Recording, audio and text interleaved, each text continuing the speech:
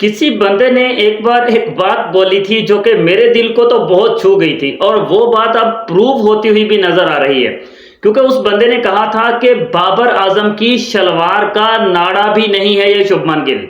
सुन रहे हो ना आप? बाबर आजम की शलवार का नाड़ा भी नहीं है ये शुभमन गिल। जिस गिल को बाबर के साथ मिलाने की कोशिश की जा रही थी, जिस गिल को बार बार जी ये बाबर आजम से भी आगे जाएगा, ये बाबर आजम से भी बड़ा बैट्समैन है, ये कहा जा रहा था। तो आज कुछ एक ऐसी इंपॉर्टेंट चीज मैं आपके लिए लेकर आया हूं कि जिस चीज को देखने के बाद आप खुद ये डिसाइड कर लेंगे, खुद आप ये डिसाइड कर लेंगे कि वाकई बाबर आजम की शलवार का नाड़ा भी नहीं है ये शुभमन गिल। डिटेल से बात करते हैं, ऐसी कौन सी तोहफा मैं आपके लिए लेकर आया हूं वो आपको जरूर दिखाऊंगा, जरूर बताऊंगा, उस पर डिटेल से बात भी करेंगे। अगर आप लोग पहली बार मेरे चैनल पर विजिट करके आ रहे हैं और बाबर आजम के लवर हैं या क्रिकेट लवर हैं तो भाई साहब वीडियो को लाइक, चैनल को सब्सक्राइब करके नीचे कमेंट बॉक्स में एक अच्छा सा कमेंट भी छोड़ दीजिए।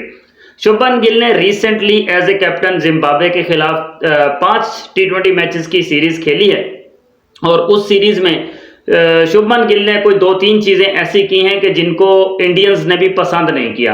एक तो सेकंड लास्ट मैच में सेंचुरी हो रही थी साथ वाले बल्लेबाज की, वो सेंचुरी जो है वो कंप्लीट नहीं होने दी इसने, शुभमन गिल ने, मतलब इसने 6 मार दिया, अपनी 50 कंप्लीट कर ली और ये कहा जाने लगा कि भाई इसने अपना माइलस्टोन जो है वो अचीव कर लिया और साथ वाले बल्लेबाज का माइलस्टोन जो है वो अचीव नहीं होने दिया, मतलब उसकी सेंचुरी नहीं होने दी, अपनी 50 कंप्लीट कर ली या उसकी सेंचुरी वेस्ट करने के लिए छक्का मार दिया।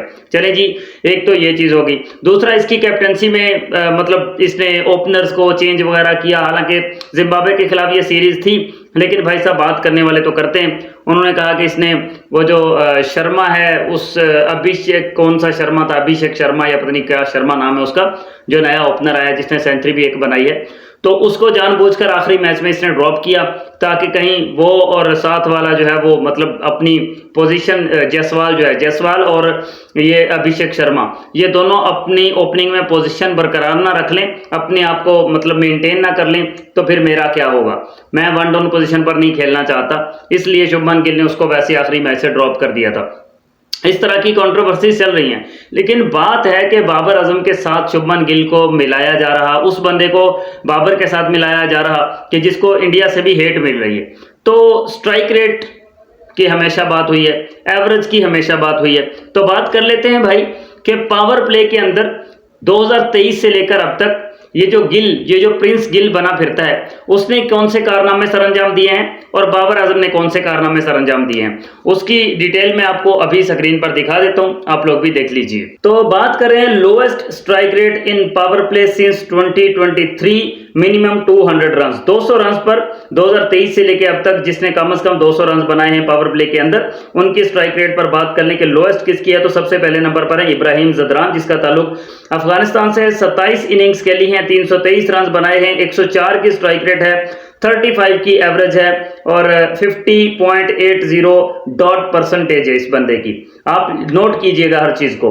तंजीद हसन बांग्लादेश का, 14 इनिंग्स खेली हैं, 208 रन बनाए हैं, 112 का स्ट्राइक रेट है, 25.75 की एवरेज है, 54.30 की डॉट परसेंटेज है भाई। उसके बाद बाबर आजम पर आते हैं। बाबर आजम तीसरे नंबर पर मौजूद हैं, 22 इनिंग्स खेली हैं, 303 रन बनाए हैं, 118.4 की बाबर आजम की स्ट्राइक रेट है, 37.88 की बाबर आजम की एवरेज है, जबकि 47.20 की डॉट परसेंटेज है। आगे आ जाते हैं शुभमन गिल चौथे नंबर पर। 19 इनिंग्स के लिए 238 रन किए हैं, 119 की स्ट्राइक रेट है, 18.31 की एवरेज है, 55% डॉट बॉल की परसेंटेज है भाई। उसके बाद पाकिस्तान के साइम अयूब आते हैं, जिसने 20 इनिंग्स में 223 रन बनाए, 119.3 की इसकी स्ट्राइक रेट है साइम अयूब की, 15.93 की इसकी एवरेज है, जबकि 57.70 डॉट परसेंटेज है भाई। अब यहां पर आपको मैं 2 चीजें दिखाऊंगा, एवरेज पर और डॉट परसेंटेज पर आ जाएं। एवरेज में इस लिस्ट में बाबर आजम सबसे ऊपर है, 37.88 की एवरेज है बाबर की, जबकि सिर्फ एक बंदे की, अफगानिस्तान वाले की 35 की है। डॉट परसेंटेज पर आए तो बाकी इस लिस्ट में जितने भी मौजूद हैं सबकी 50% से ऊपर की डॉट परसेंटेज है, जबकि यहां पर सिर्फ बाबर आजम वो अकेला बल्लेबाज है कि जिसकी 47 की डॉट परसेंटेज है जी, 47 पॉइंट कुछ की।